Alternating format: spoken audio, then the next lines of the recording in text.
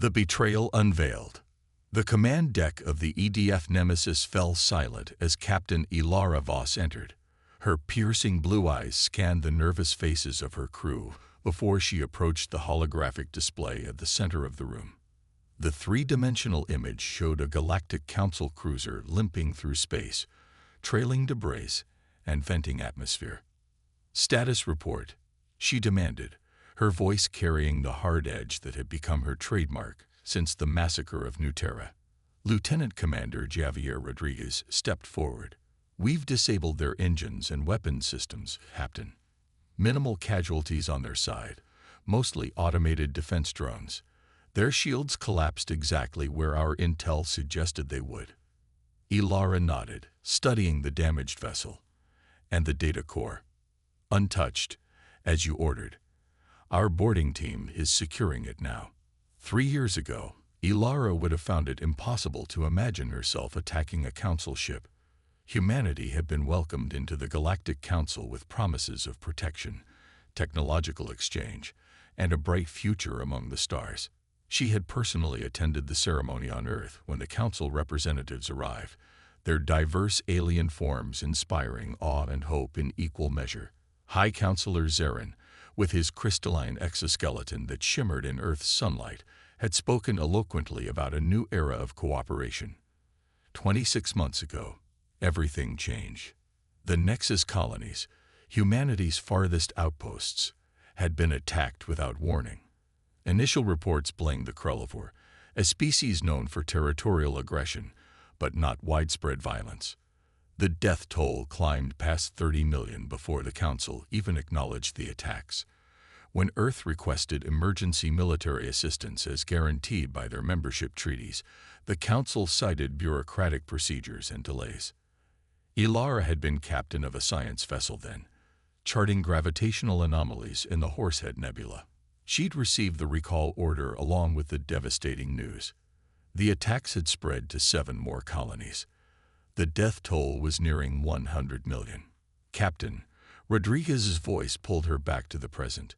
"The boarding team has secured the data core and is beginning extraction. Tell them to move quickly. We have 18 minutes before Council reinforcements arrive." On the tactical display, a small shuttle detached from the Nemesis and docked with the crippled Council vessel. Ilara watched the timer counting down, remembering the day that changed everything. It had been Dr. Sanjay Mehta, a cryptographer working on captured Krelvor communications, who discovered the first hint of betrayal. The attack patterns weren't consistent with Krelvor tactics, but they matched perfectly with Council military simulations. More damning still, the Krelvor communications contained Council security codes that should have been impossible for them to access. When Dr. Mehta presented his findings to Council representatives, he disappeared the next day. His research was classified and buried. But he had sent a copy to Ilara, his former classmate.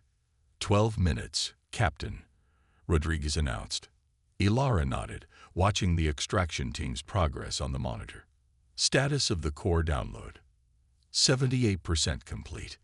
The evidence had accumulated rapidly after that first discovery. Council ships mysteriously absent from patrol routes when Krelvor attacks occurred. Defense codes changed without notification to human outposts. Supply shipments of weapons and shield technology indefinitely delayed. When the Arcturus colony fell, killing another 20 million, including Ilara's younger brother and his family, leaked Council communications revealed the truth. The attacks weren't just enabled by the Council, they were orchestrated by them. Humanity had grown too quickly, expanded too rapidly. Several Council species had become concerned that humans would soon challenge their dominance. Rather than risk a direct confrontation, they had decided on elimination by proxy. "Data extraction complete, Captain. Team returning to the Nemesis," Rodriguez reported. "Prepare for immediate jump to rendezvous coordinates. Leave the Council ship intact. I want them to report exactly what happened here." The human resistance force had formed almost overnight once the evidence became public. Earth's remaining fleets were recalled, colonies evacuated where possible, and a shadow war began. Not against the Krulvor, who were merely pawns, but against the Galactic Council that had betrayed them. Ilara had volunteered immediately, trading her science vessel for the newly commissioned Nemesis, a stealth warship designed specifically to hunt Council targets. Her mission: gather intelligence and strike at Council weak points while the main fleet prepared for the larger conflict. Jump drive ready, Captain. 8 minutes until Council reinforcements arrive. Execute jump, Ilara ordered. The stars blurred as the Nemesis tore through space-time, leaving behind the disabled Council cruiser as a message. Humanity knew the truth, and retribution had begun. At the secret human base, hidden in an asteroid field at the edge of former human space, Admiral Hassan greeted Ilara personally as she disembarked with the captured data core. "Captain Voss," he said, his weathered face showing the strain of leading humanity's resistance. "I trust your mission was successful." Ilara handed over the secure drive containing the downloaded data. "More than we hoped, Admiral. It's not just tactical data. It's the complete communications record between High Counselor Zarin and the military command during the initial planning of the attacks." Admiral Hassan's eyes widened slightly. "You're certain? This could be the evidence we need to approach the neutral species." "I verified it myself. The Council didn't just fail to protect us. They actively planned our extinction." The Admiral gestured for Ilara to follow him into the command center carved into the asteroid's interior. Dozens of officers worked at stations, coordinating the scattered remains of humanity's military and civilian fleets. "The Council is beginning to panic," Hassan said as they walked.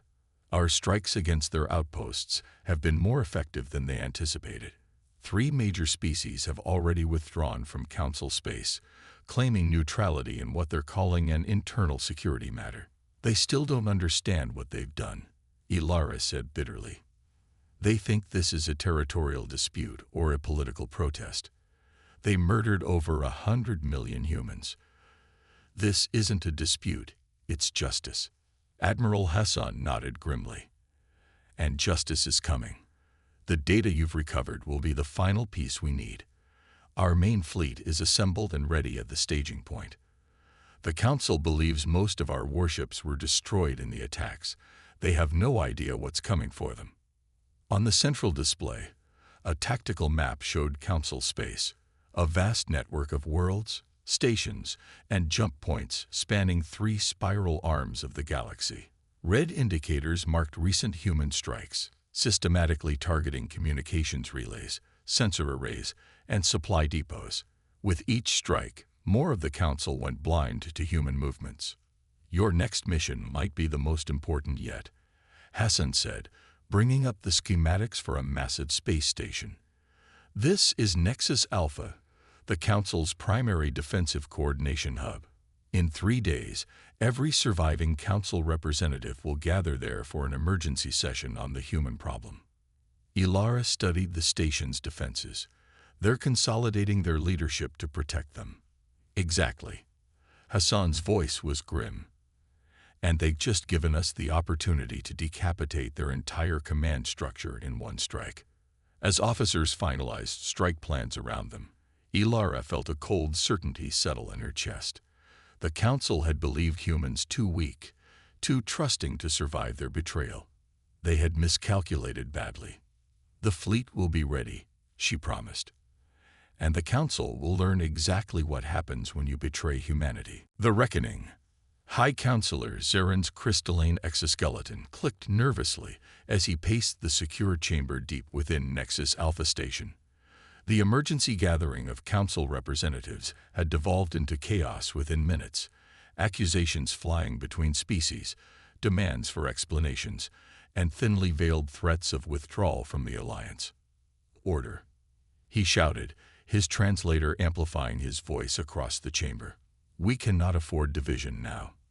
Representative Thola of the Morrigan Collective, her feathered crest flaring with agitation, rose to address the assembly. "Division. You speak of division while human warships strike our territories with impunity. The defense networks you promised would protect us are failing. 3 of my worlds have gone dark in the past cycle alone."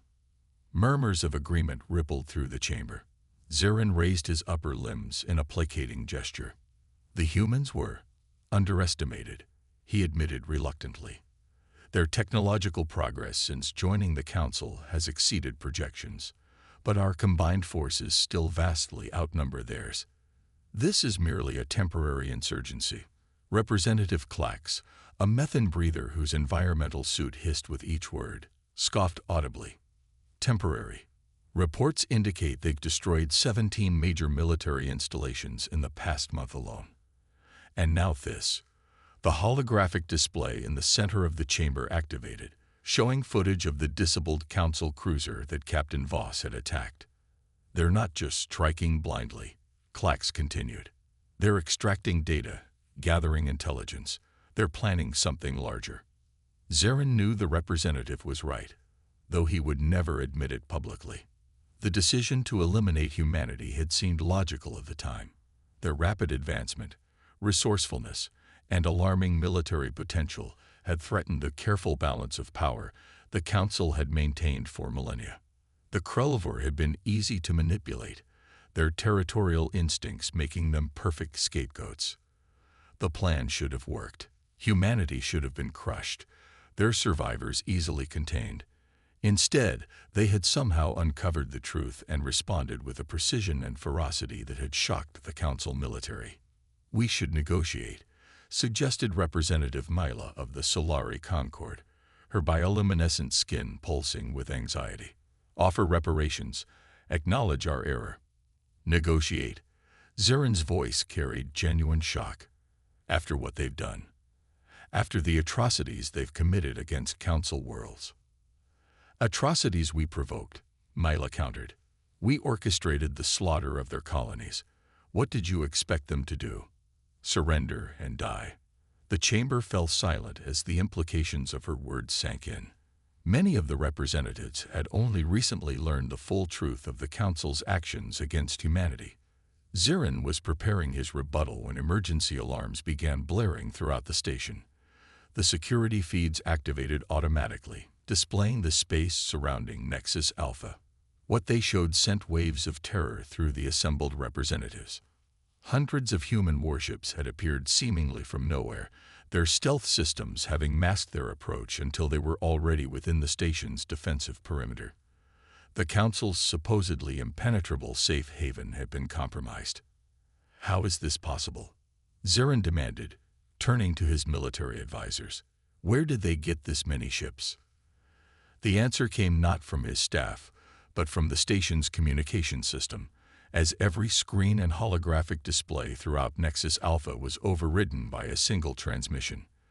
The face of Admiral Hassan filled the chamber. Representatives of the Galactic Council, he began, his voice calm and measured. This is Admiral Tariq Hassan of the Human Defense Fleet. Your station is surrounded. Your defensive systems have been compromised. There will be no reinforcements. All nearby Council vessels have been neutralized or contained. Panic spread through the chamber as representatives rushed to contact their homeworlds, only to find communications blocked. For the past 3 years, Hassan continued, the Council has waged a secret war against humanity. You orchestrated attacks that killed over 120 million innocent civilians. You violated your own treaties, your own laws, and every principle of civilization you claim to uphold. The screens shifted to show evidence, the very data that Captain Voss had retrieved. Council communications planning the attacks. Military orders redirecting defenses away from human colonies. Financial transactions funding Krelvor raids. We have shared this evidence with every species in Council space and beyond, Hassan stated. They know what you have done. Many have already withdrawn from your alliance. Others have pledged support to humanity. In the command center of the human flagship Retribution, Captain Ilara Voss stood alongside Admiral Hassan as he delivered the ultimatum. On the tactical display, she watched Council ships scrambling in confusion, unable to coordinate their defense. The Battle of Proxima Station was the turning point, she observed quietly to her second-in-command. They never imagined we could reverse engineer their quantum targeting systems so quickly. Rodriguez nodded, or that their own subsidiary species would provide us with the schematics for their defensive networks. That had been perhaps the Council's greatest miscalculation. In their arrogance, they had assumed that all non-human species would stand united against humanity. Instead, many of the less influential Council members, species that had themselves suffered under the major powers' domination, had secretly reached out to the human resistance. The Tellarites had provided advanced shield technology. The Voth had shared their gravitational manipulation systems. And the Benari, silent observers for centuries, had offered the most valuable gift of all, the ability to temporarily disrupt quantum communications, blinding the Council's coordinated defense networks. On the screens, Admiral Hassan was concluding his message. Nexus Alpha will be boarded. Those Council representatives directly implicated in the conspiracy against humanity will be detained and tried for war crimes under both human and galactic law. Those who were deceived will be permitted to return to their homeworlds. He paused, his expression solemn. Make no mistake, this is not revenge. This is justice. Humanity does not seek the destruction of the Council or its member species. We seek accountability for acts of genocide and the establishment of a new galactic order, one built on genuine cooperation rather than domination and fear. As the transmission ended, Ilara gave the order for the boarding teams to launch. On Nexus Alpha, High Counselor Zirin frantically tried to activate his private escape pod, only to find all systems locked down. Representative Mila approached him, flanked by several other Council members.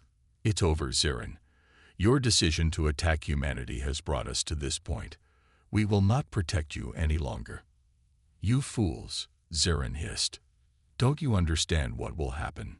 If humans gain dominance in the Council, they'll never relinquish power, their technological advancement, their adaptability. They'll overshadow all of us within decades. Perhaps, Mila acknowledged, or perhaps they'll demonstrate a wisdom that we lacked. They're offering justice, not extinction, even after what we did to them. That alone suggests they may be better guardians of galactic peace than we have been. When the human boarding teams breached the Council chamber, they found most of the representatives waiting peacefully. Only Zirin and his closest allies resisted, a final futile gesture quickly subdued by the human soldiers. Captain Voss personally led the team that secured the Council's central database, the complete repository of galactic knowledge, accumulated over thousands of years. Captain, Rodriguez called out, examining the secure terminal. You need to see this. The display showed star charts marked with potential colony locations, not Council worlds, but projected human expansion. Alongside them were detailed analyses of human physiological adaptability, reproductive rates, and technological innovation metrics. They didn't just fear our military potential, Ilara realized. They feared our ability to thrive. Rodriguez nodded grimly. According to these projections, humanity would have established self-sustaining colonies in 27 systems within 50 years. No other species has expanded that rapidly. And rather than work with us, learn from us, they chose to destroy us. Ilara shook her head. Such a waste. 3 days later, Ilara stood beside Admiral Hassan as representatives from across the galaxy, Council members, independent worlds, and even species previously unknown to humans, gathered to discuss the framework for a new galactic alliance. We stand at a crossroads, Hassan addressed the assembly. The old Council failed because it was built on hierarchy and control. What we propose is fundamentally different, a true federation of equals, where advancement is shared, not feared. As discussions proceeded, Ilara stepped away to a viewing window overlooking the vast starfield. She thought of her brother and his family, of the millions lost on New Terra and the other colonies. Justice had been served, but the cost had been immeasurable. Captain Voss, a voice interrupted her thoughts. She turned to find Representative Mila approaching. Many of us never knew what was planned against your people, the alien said, her bioluminescence pulsing with what Ilara had learned to recognize as sincerity. When we discovered the truth, we were horrified. but too afraid to speak out. Fear is a powerful motivator, Ilara acknowledged. But so is hope. That's what will build this new alliance. Not fear of what others might become, but hope for what we can achieve together. As they gazed out at the stars, vessels from dozens of worlds moved in coordinated patterns around Nexus Alpha, no longer a symbol of the Council's dominance, but the birthplace of something new. The station's transponder signal had already been changed, broadcasting a new name across all frequencies: Unity. The galaxy would remember that humanity had been betrayed and nearly destroyed. But it would also remember what happened next, not genocide in return, but the creation of a more just order. The Galactic Council had turned on humanity, and in doing so, they had unleashed not just humanity's vengeance, but its greatest strength: the ability to imagine and build a better future from the ashes of devastation.